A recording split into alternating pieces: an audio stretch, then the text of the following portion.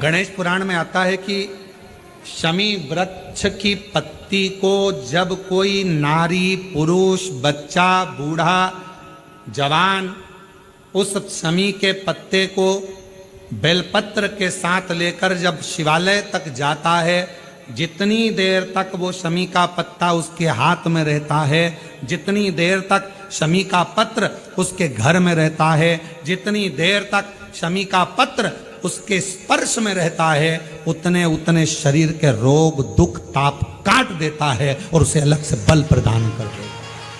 शमी पत्र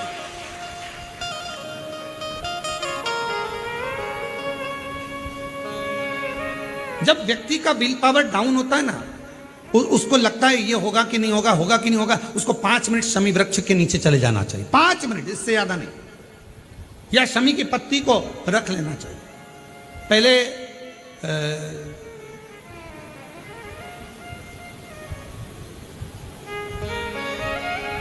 वो स्थान का ध्यान नहीं आ रहा है स्मरण में। पहले एक नियम चलता था, आप लोगों के जिंदगी में भी, आपका भी बुढ़ापा आया होगा, आप भी युवान अवस्था में आए होंगे, कभी तो स्कूल गए होंगे, कभी तो पढ़ने गए होंगे।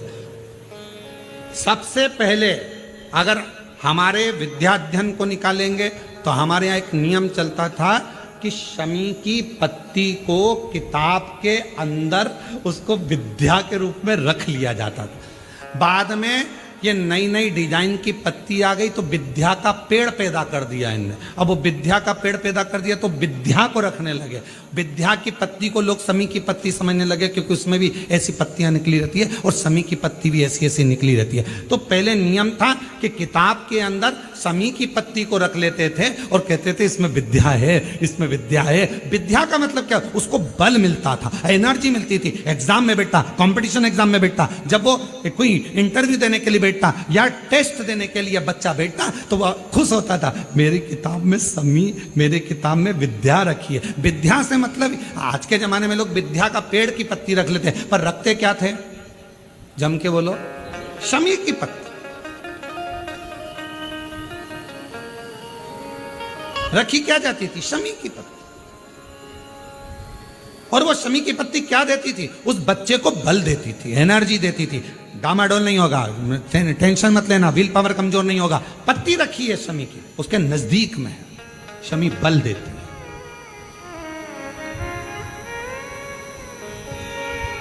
जो ये ऑनलाइन कथा चल रही है, ये शमी मंदार शिव महापुराण की कथा चल रही है, शमी कथा।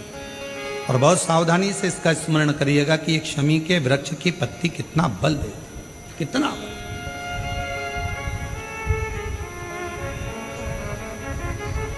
शायद आप लोगों में भी कोई ना कोई तो ऐसा होगा जिसने बचपन में विद्या की पत्ती रखी होगी। वो विद्या की पत्ती बाद में आई होगी, पहले थी वो शमी की पत्ती। कौन कौन ने रखी? जरा हमने तो रखी, हमने भी रखी। वो पत्ती तोड़ कर रख लेते थे, उसमें विद्या बढ़ेगी, विद्या बढ़ेगी। विद्या बढ़े मतलब बल बढ़ेगा, अपने अंदर एनर्जी आती,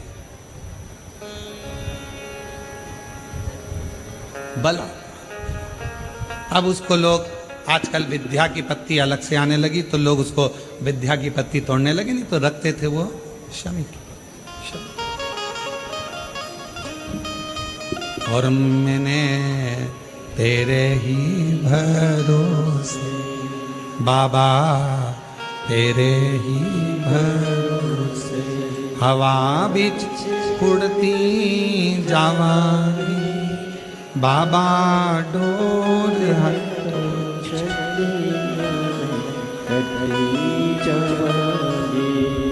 भोले, मैं तेरी शंभो, मैं तेरी हवा बिच उड़ती जावांगी बाबा, डोर हटो छड़ी नामे कटी जावांगी। जैसे शिव का द्वार बेलपत्र, यहाँ शास्त्र कहता है आंवले का वृक्ष, शमी का वृक्ष, पीपल का वृक्ष।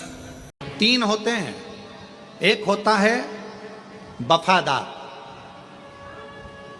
दूसरा होता है मददगार, और तीसरे नंबर पर होता है दोगला, चापलूस। 3 है, ध्यान देना जरा और बहुत सावधानी से सुनना। जो मददगार होगा ना,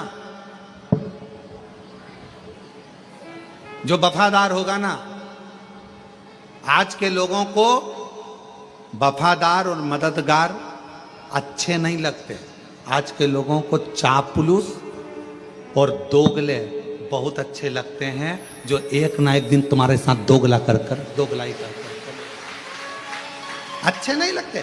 कोई मददगार है ना, अच्छा नहीं लगेगा, बहुत ऐसा लगेगा ऐसा वो मदद कर रहा है, पर आपको ऐसा लगेगा बताओ जरूर कोई बात है, ये मेरी मदद कर रहा है, मतलब कुछ ना कुछ इसको मतलब होगा मुझसे, इसलिए मेरी मदद कर रहा है। अरे भाई, तुम आए थे कुबेरेश्वर धाम, तुम कुबेरे बाबा के दरवाजे पर आए थे, तो उसको लगा तुम्हारे बैग में वजन ज्यादा है, इसलिए बेचारे ने कहा लाओ माँ मैं वजन उठा लेता हूं। पर तुम्हें लगा लेकर भाग गया तो, कहीं का चोटा हुआ तो। मददगार, वफादार आपको ठीक नहीं लग रहा है, और फिर कोई बंठन के बेहतरीन डेंटिंग पेंटिंग करके और बहुत आराम से तुम्हारे पास में आया और तुम्हारे साथ में खाया पिया, मौज करा, एंजॉय करा, और फिर बाद में वो तुम्हारे साथ में दोगलाई कर कर, चापलूसी कर कर, और वो तुमको चूना लगा कर चले गए। आप सब दूर कहती फिर रही हमने इतना विश्वास किया था, हमको क्या मालूम था ऐसा, हमने इतना या कौन। आज के जमाने में जो दूसरे की मदद करता है दुनिया के लोगों को अच्छा नहीं लगता, उसमें लोग चालू हो जाते हैं। हो सकता है लालच होगा इसलिए कर रहा होगा, किसी को भोजन कराया, भंडारा कराया तो लोगों को बुरा लगेगा, भंडारा इसलिए कर रहा होगा, कहीं से आ गया होगा। और अरे भाई कर रहा है, इससे बढ़कर और क्या चाहिए। भगवान से प्रार्थना करो कि तुमको भी ऐसा दे और तुम्हारे पास में ऐसे भंडारे में निकले। कोई मददगार है, मदद कर रहा है, अच्छा नहीं लगेगा। कोई मदद कर रहा है, ठीक नहीं लगेगा। कोई वफादार है, तुम्हारे साथ में अच्छा काम कर रहा है, चलो मैं तुम्हारा टिकट करा देता हूँ, माँ मैं तुम्हारा टिकट करा दूं क्या, तुमको सीओर भेज दूं क्या। इतने में माता जी सोचेगी बताओ मेरे को लगता है टिकट मिकट का पैसा खा जाएगा ही, ऐसा लग रहा। और बेचारा अच्छे के लिए कि बूढ़ी है, बुजुर्ग है, बूढ़ा है, परेशान है, चलो थोड़ी सी मदद कर दे। तो मददगार, वफादार आज के जमाने में, कलिकाल में लोगों को अच्छे नहीं लगते। आज के जमाने में जो चापलूस हैं, तुम्हारी चापलूसी करें, तुम्हारे पास में दिन रात बैठे रहें, तुम्हारे साथ में खाए पिए, और एक दिन तुम्हारे साथ में दोगलाई कर कर चले जाएं, तुम्हें वो अच्छे लगते हैं। आज का जमाना है। पर मेरा शंकर, मेरा ओघड़दानी, मेरा शंभु, मेरा त्रिकालदर्शी, मेरा कैलाशी अविनाशी, मेरा शंकर भले तुम्हारे एक लोटा जल का फल तुम्हें थोड़ा देर से मिले, पर मेरा शंकर भगवान कभी भी तुम्हारा हाथ मरते दम तक छोड़ता नहीं है, वो देता ही रहेगा। वो शिव है। आप जिस कामना से आए, आप जिस भाव से,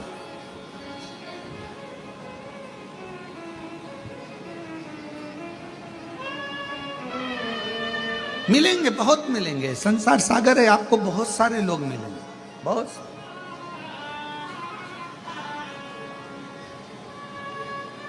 ऐसा नहीं कि संसार में लोग नहीं मिले। आज इतने सारे शिव भक्त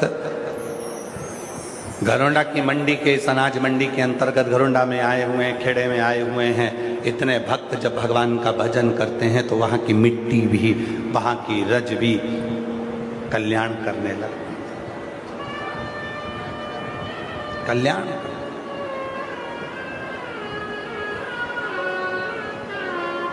फिर भले दुनिया के लोग तुम्हारी हंसी उड़ाएं, तुम्हें ताना कसें, तुम्हें अपशब्द कहें, वो अपनी जगह, वो तो दुनिया की रीति है। तुम ये मत सोचना कि लोग तुम्हें अपशब्द, तुम मिट्टी लेकर मस्तक से भी लगाओगे तो दुनिया लोग ताना देंगे। दुनिया का तो काम है, उनको तो केवल अपनी एक उंगली उठाना है, और वो ये नहीं सोचते कि ये 3 उंगली अपनी ओर जा रही है। तू अंदर झांक कर देख कि तू कैसा है। किसी के ऊपर एक कमेंट्स करने से पहले, किसी के ऊपर एक उंगली उठाने से पहले अपने अंदर झांक कर देख। उसमें एक गलती होगी तो तुझमें 3 गलतियां, वो 3 उंगली तेरी साइड जा रही है। अपने अंदर झांक कि तू कैसा है। बहुत सारे मिलेंगे जिंदगी में, ये पूरा जीवन निकल जाना ऐसी कमेंट्स में, ऐसी लोगों।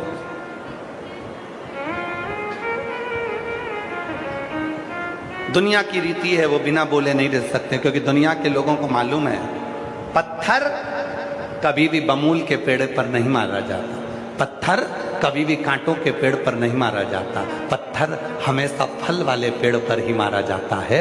जिसमें फल होता है लोग उंगली उसी पर उठाते हैं। तो मैं फल ही नहीं है। अगर कोई तुम पर ताना नहीं दे रहा, कोई तुम पर कमेंट्स नहीं कर रहा, कोई तुम्हें अपशब्द नहीं कह रहा, तो समझ लेना तुम में फल मल नहीं है। जो फलित है, जो फलवान है, उस पर लोग ताना देंगे, उसको लोग अपशब्द कहेंगे, उस पर लोग कमेंट्स करेंगे, दिन रात गाली देंगे, दिन रात अपशब्द कहेंगे, दिन रात।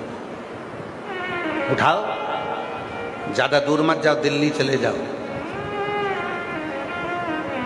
भारत के माननीय प्रधानमंत्री जी को देखिए।